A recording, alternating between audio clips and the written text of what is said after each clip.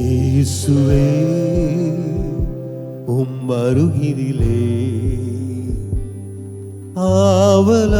ஆவலாய் வருகிறேன். இயேசுவே உம் அருகினிலே ஆவலாய் வருகிறேன். எந்நேரமும் எந்தன் சுவாசம் உம்மையே துதித்திடுமே. எந்நாளுமே எந்தன் வாழ்க்கை உந்தன் மகிமையை பாடிடுமே. எந்நேரமும் எந்தன் சுவாசம் உந்தன் மகிமையை துதித்திடுமே. எந்நாளுமே எந்தன் வாழ்க்கை உந்தன் மகிமையை பாடிடுமே. இயேசுவே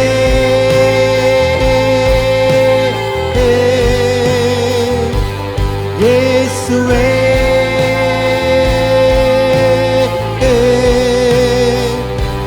இயேசுவே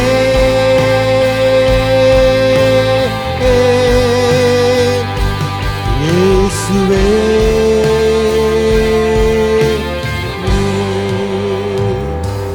இயேசுவே உம் அருகினிலே ஆவலாய் வருகிறேன். இயேசுவே உம் அருகினிலே ஆவலாய் வருகிறேன்.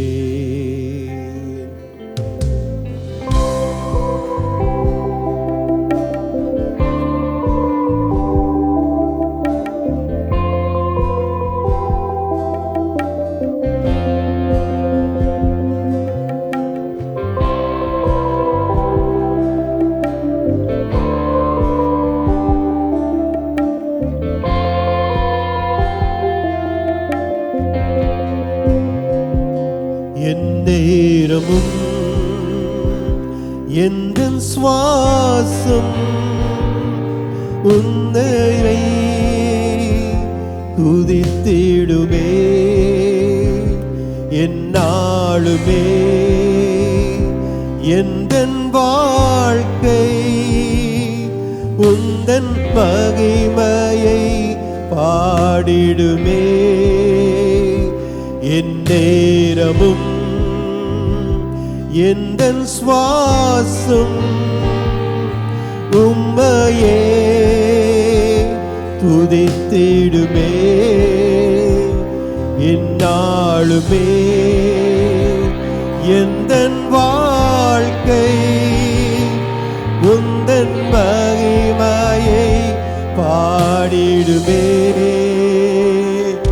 இயேசுவே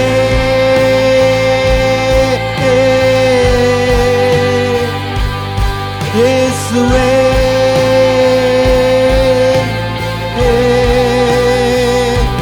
இயேசுவே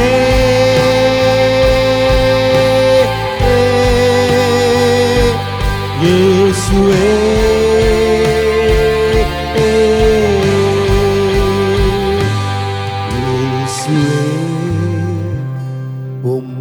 அருகினிலே ஆவலாய் வருகிறேன்.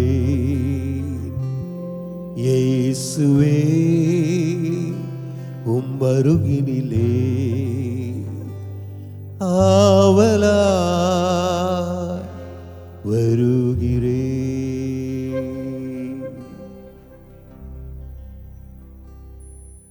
युद्ध के हथियार हैं, हमारे मसीही जीवन में हथियार हैं जिन्हें हमें इस्तेमाल करना चाहिए, एक दूसरे को गिराने के लिए नहीं, दुश्मन को गिराने के लिए, दुश्मन को रोकने के लिए अपनी जगह पर ही, ताकि आप और मैं निरंतर आगे बढ़ सकें और सही तरीके से आगे बढ़ें प्रभावी रूप से।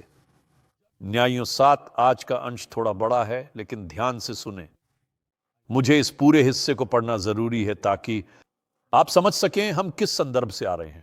न्यायों 7, 16, 22। तब उसने, गिदोन ने, फिर 300 आदमियों को 3 अलग अलग दलों में ठीक से बांट दिया गया था और हर एक के हाथ में एक नरसिंगा दिया और खाली पड़े हुए घड़े भी, और उन घड़ों के अंदर मशालें रखी, यानी मिट्टी के बर्तन। मशालों को उनके अंदर रखो।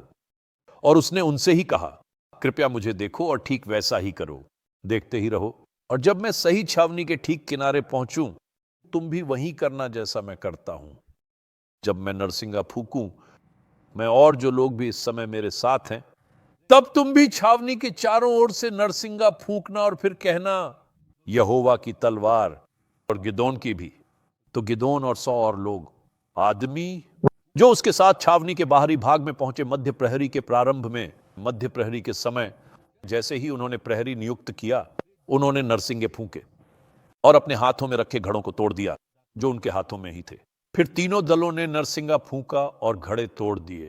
उन्होंने भी ही अपने बाएं हाथ में मशालें पकड़ी थीं और दाएं हाथ में नरसिंगा फूकने के लिए, और वे पुकार उठे, यहोवा और गिदोन की ही तलवार।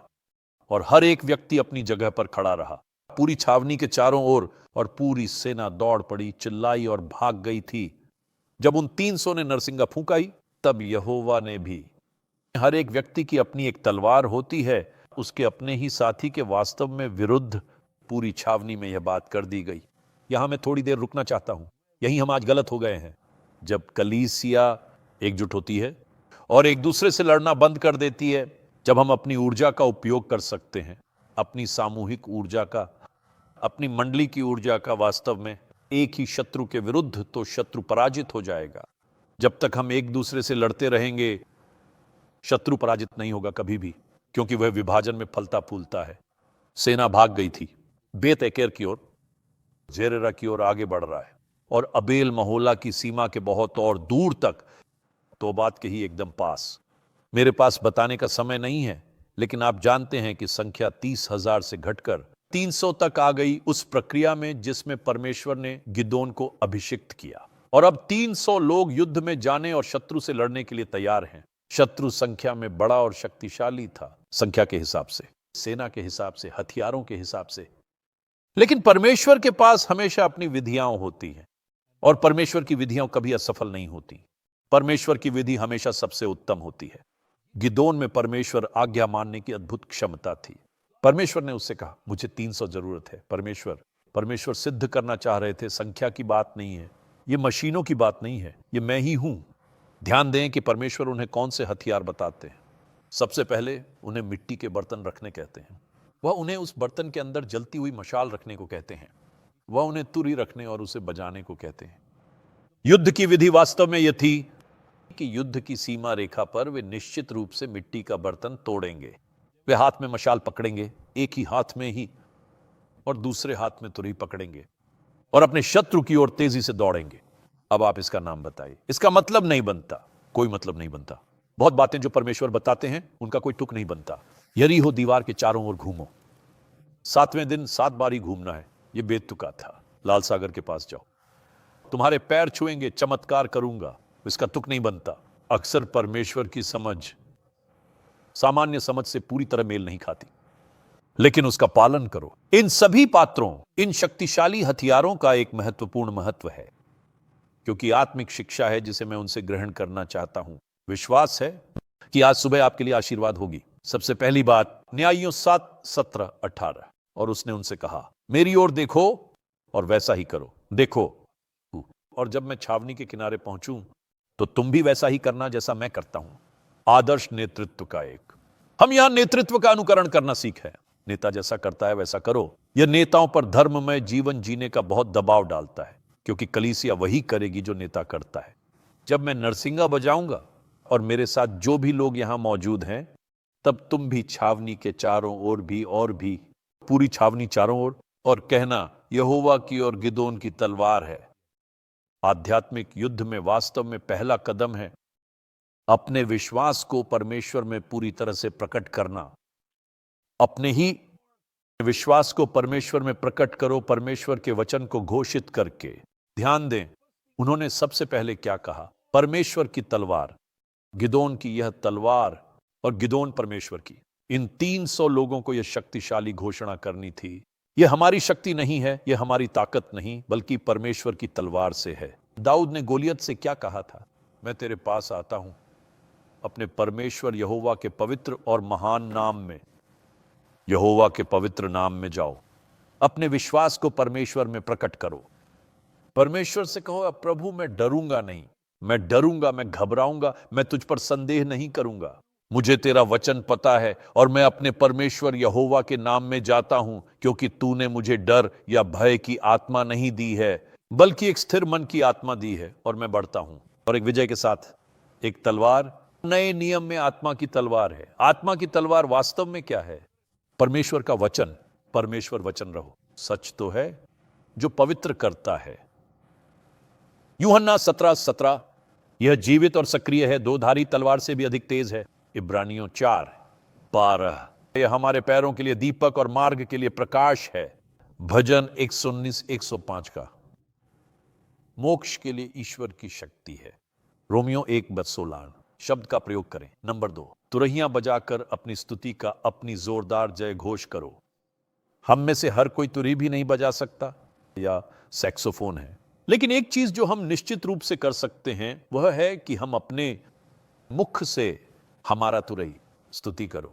न्यायियों अध्याय 7 और 19:8, तब गिदोन और उसके साथ 100 पुरुष छावनी की चौकी पर पहुंचे, और पहरे की शुरुआत में ही जैसे ही उन्होंने पहरा लगाया, उन्होंने तुरहियां बजाई और अपने मिट्टी के घड़े तोड़ दिए जो वास्तव में उनके हाथों में थे।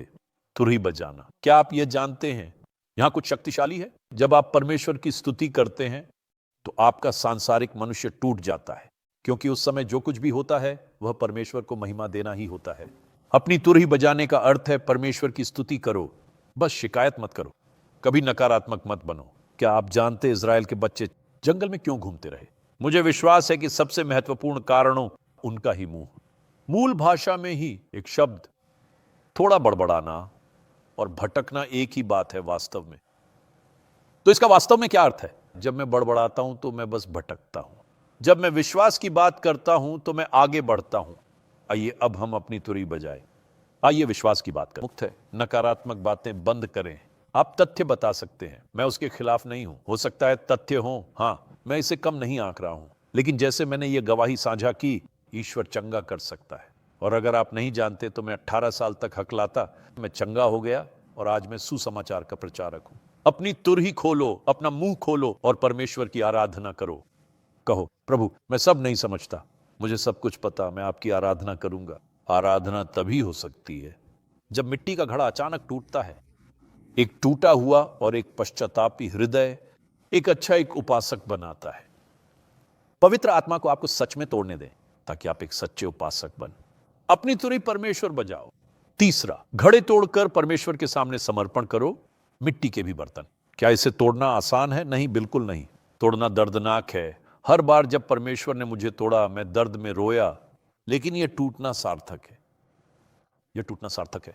तो गिदोन और उसके साथ आए 100 आदमी रात की पहरेदारी के बीच में छावनी की चौकी पर वे पहुंचे। जैसे ही उन्होंने अपना पहरा बदला, उन्होंने तुरंत तुरही बजाई और घड़े तोड़ दिए हैं। जब तक आप परमेश्वर तोड़े जाते, परमेश्वर आपको उपयोग कर सकता। धार्मिकता एक उपकरण के रूप में तीसरा पहलू, टूटना। मैंने यह सेवा में पूरी तरह समझा है। जितना अधिक आप अधिक टूटते हैं, उतना अधिक आप आशीर्वाद बनते हैं। कई साल पहले मैंने सुंदर किताब पढ़ी जो केटपी यूहानन की पत्नी ने लिखी थी। उनका नाम मुझे याद नहीं आ रहा, लेकिन उन्होंने ब्रोकन फॉर अ पर्पस एक सुंदर किताब लिखी थी जो सिस्टर योहानन द्वारा लिखी गई थी। आप और मैं एक ही उद्देश्य के लिए तोड़े गए हैं, इसलिए हमें टूटना चाहिए। टूटना वास्तव में युद्ध में एक हथियार है। टूटना एक अनुभव का ही परिणाम है।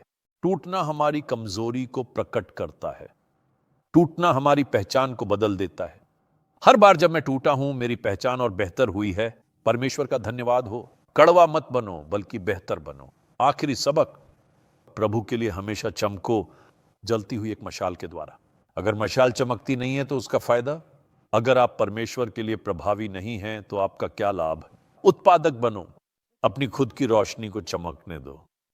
आप अपने जीवन के अंधेरों में कैसे रास्ता निकालेंगे जब तक आपके पास परमेश्वर की रोशनी नहीं? न्यायियों 7 और 20, और उन्होंने अपनी बाईं हाथ में मशालें और अपनी दाईं हाथ में तुरही पकड़ी, और वे जोर से पुकार उठे, यह एक तेज तलवार है। प्रभु और गिदोन की प्रसिद्ध कहानी, तुम चमको। जब संडे स्कूल में थे तो प्यारा कोरस गाया था, चमको तुम, यह मेरी छोटी सी रोशनी है, मैं इसे चमकने दूंगा, इसे चमकने दूंगा, इसे चमकने दूंगा। कभी कभी हमें उन प्यारे संडे स्कूल के गीतों को याद दिलाने की जरूरत है। आज ही का दिन चुनो कि चमको परमेश्वर की महिमा के लिए, क्योंकि तुम्हारी अपनी ही चमक अंधकार को पूरी तरह दूर कर देगी। कोई भी मोमबत्ती जलाकर उसे मेज के नीचे नहीं रखता, बल्कि उसे वहां रखता है ताकि रोशनी चारों ओर फैले। रोशनी का स्रोत पवित्र आत्मा है। पवित्र आत्मा का तेल मंडप में दिए की स्टैंड ने पूरे मंडप को अच्छी तरह से रोशन किया था। वह तेल से केवल जलता था। उस अंधकार के बीच जिसमें हम जी रहे हैं, तुम और मैं पवित्र आत्मा की सहायता से चमक सकते हैं। तुम कहानी का अंत जानते हो, विजय मिली थी। तुम न्यायियों 7वां अध्याय पढ़ो। मेरे पास समय नहीं है, मेरा समय समाप्त हो गया है, तुम इसे पढ़ो। पूरी तरह से विजय मिली थी, सच में पूरी तरह से विजय प्राप्त की। ईश्वर की रणनीति का पालन, ईश्वर की योजना का पालन में अपने जीवन के लिए ईश्वर पर भरोसा करो। तुम कभी भी नहीं होते हो, शर्मिंदा नहीं होगे। पिता, मैं फिर तेरा धन्यवाद करना चाहता हूं। कई बार न्यायियों के 7वें अध्याय से तू हमें ऐसी बातें करने को कहता है जो हमारी मानवीय समझ में नहीं आती। हम कौन हैं जो तुझसे सवाल करें? प्रभु, तू परमेश्वर है, तू ही सर्वशक्तिमान है, तू वास्तव में सर्वज्ञ है, तू संपूर्ण ज्ञान है। हमें विनम्रता दे, हम समर्पित हों और आज्ञा पालन करें, और वही करें जो तू चाहता है कि हम करें, ताकि निश्चित रूप से विजय हमारी हो और तेरा पवित्र नाम आदरित हो। हर श्रोता के लिए धन्यवाद। वे चाहे जिस संघर्ष से गुजर रहे हों, मेरे पिता, ईश्वर की शांति उन्हें असीम सामर्थ्य और शक्ति प्रदान करे। वे ज्योति के साथ आगे बढ़ें, क्योंकि हम संसार की ज्योति हैं और विजय हमारी है, जैसा कि हमने पढ़ा न्यायों 7 में यह लिखा है। यीशु के नाम में आमीन। எந்நேரமும் எந்தன் சுவாசம் உந்தன் மகிமையை துதித்திடுமே, எந்நாளுமே